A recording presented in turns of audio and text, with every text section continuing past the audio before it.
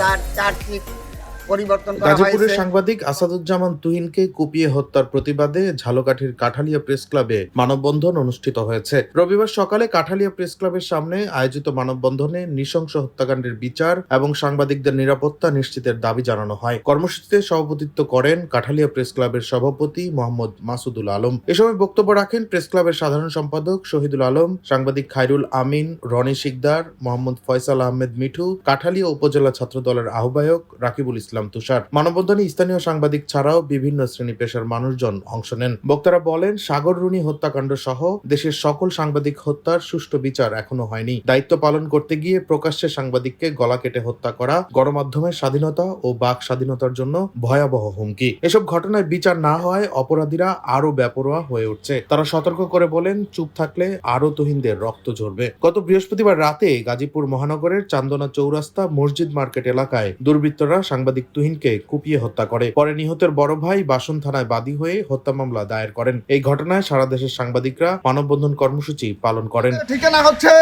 একমাত্র জেলখানা এবং ফাঁসির মঞ্চ, তাই সন্ত্রাসীর ডেস্ক রিপোর্ট, দৈনিক ডেস্টিনি।